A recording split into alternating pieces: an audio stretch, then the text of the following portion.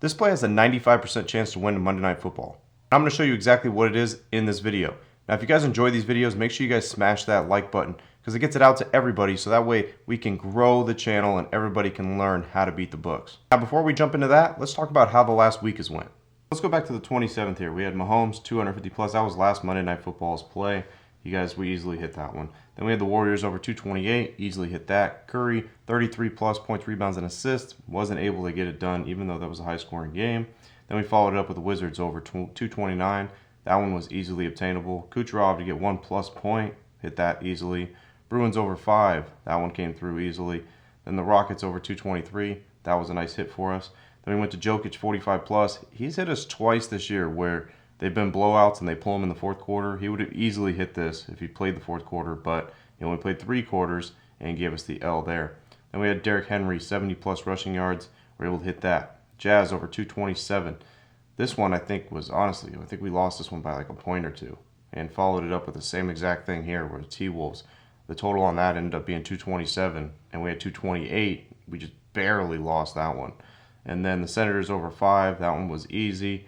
The Avalanche money line lose in overtime, which was crazy because at the time they were 10-0 against the team they were facing. I think it was San Jose Sharks. They were 10-0 in the last 10, and they ended up fumbling in OT. And then we move on to College Football Saturday, where we had Navy over 58.5. We took an L there. West Virginia plus 17.5. They won that game outright. So crazy game there for West Virginia.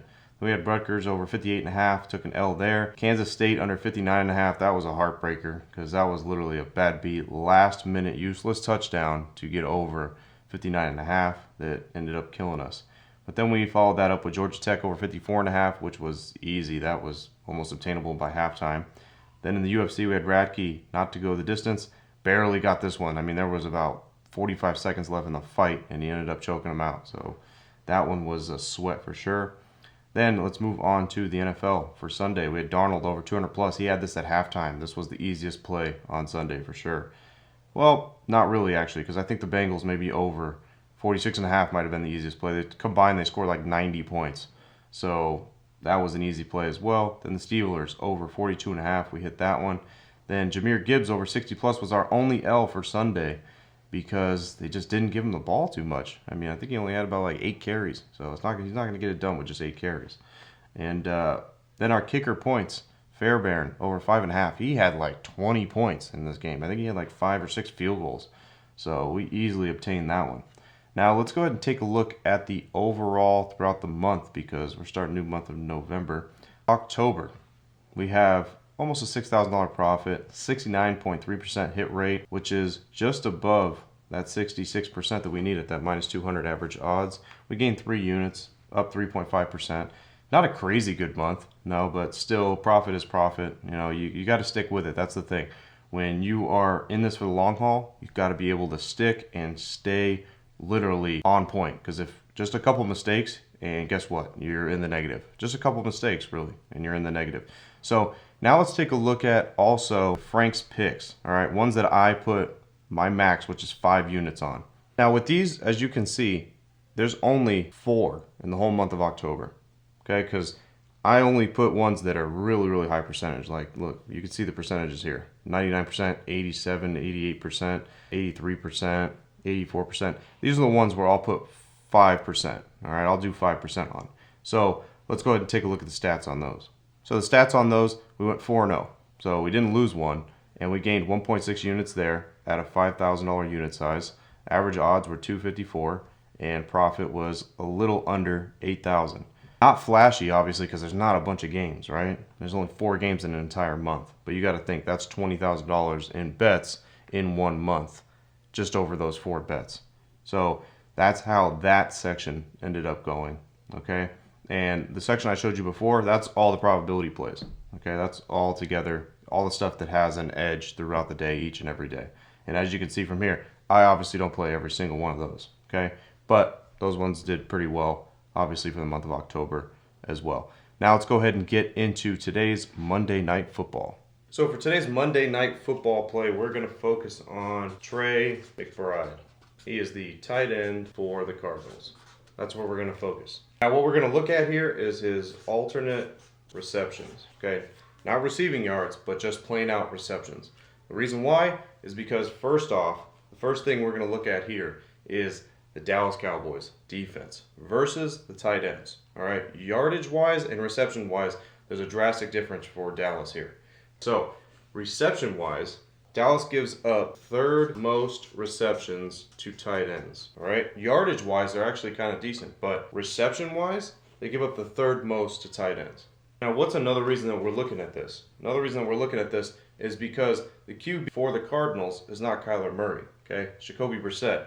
And Brissett, if we take a look at since he started, okay, his safety blanket has been McBride, all right? That's been his safety blanket. Usually it is for second-string quarterbacks when they come in. Usually the tight end is where they focus a lot of their attention on, and it has showed.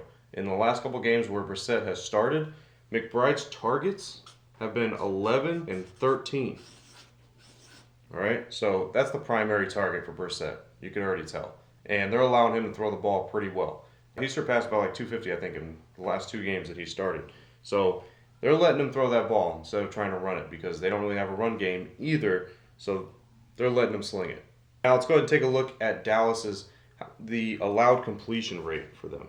Dallas allows 22.9 completions per game to opposing quarterbacks. All right, that's good for 21st in the league. All right, so it's bottom half.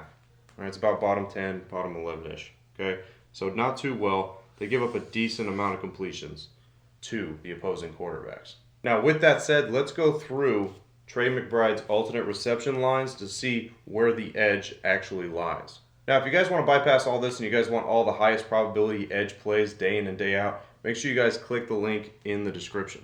So let's go ahead and take a look at the alternate reception lines now. All right, so there's going to be a couple of them that we're going to go through. We're going to go over 4.5, over 5.5, over 6.5, and over 7.5. So let's go ahead and put the odds, the implied odds, and the implied percentage next to each of these right now. All right, over 4.5 right now is minus 500. Over 5.5 is minus 270. Over 6.5 is minus 130. And over 7.5 is plus 122. So now implied probability on this first one is going to be 83%. All right, your implied probability is going to be here is where I'm going to put those. Next, 5.5 is going to be 73%. Over 6.5 now is going to be 56%. And then over 7.5 is going to be 45%. So we got our implied probability now, right? Now we got to put our true probability next to this to see where the edge lies for tonight's game. So true probability, if we look at the 4.5 number here, he's hit over this every single game, right? Every single game he's been able to achieve this. So that puts us at 100%. Now I hate to say that because nothing's ever 100%. So I like to down a little bit. I'll put it at like 95% because you never know. Somebody can get injured. There's nothing that's going to be 100% because a player could get hurt, something happens, next thing you know, you're not going to win that play. All right, but true probability percentage is at 100. That gives us plus 17%. A plus 17% edge there. All right, at this number. Now let's take a look at 5.5. How many times was he able to achieve this? Now he was able to get this number 71% of the time, giving us a negative 2% edge there. Now this is where things get interesting here because we're looking at the minus 130 number is the number that when you log in your sports book for receptions, that's probably what you're going to see. Okay, you're going to see this number here. So the implied probability there is 56%, but the actual true probability is 42% here, giving us a negative 14% edge. And now if we go even further and we go to 7.5, it gets even worse. Our implied probability is 45%, but our true probability here is 28%, giving us a negative 17% edge there. All right. Now, in tonight's Monday Night Football game, there wasn't too many edge plays. There's really not. There's really the ones that I'm explaining to you here. All others, really, there's something that comes into play there.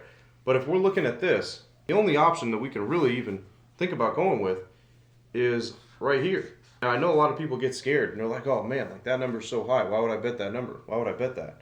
Well, when you break it down, that's why you would bet that. It explains exactly why you would bet that. Because, yeah, you can go down to this level here, right? But you're still at a negative percentage. Okay, you're at negative 2%. You don't want to be negative. And then you're getting here, you're getting way worse. I mean, you're getting even worse going down that line. Now, some people could say, well, the line here is so negative that why don't you just flip it and you do under on both of these? Well, the reason why you wouldn't do under is because of everything that I just explained to you before. It still favors McBride having a decent game, being able to catch a decent amount of receptions. But numbers don't lie. When it comes down to it and comes down to the actual math behind it of what you should be doing, the highest odd play is actually the one you probably should be rolling with here, because that's the only one that's going to give you the best edge possible, and numbers don't lie.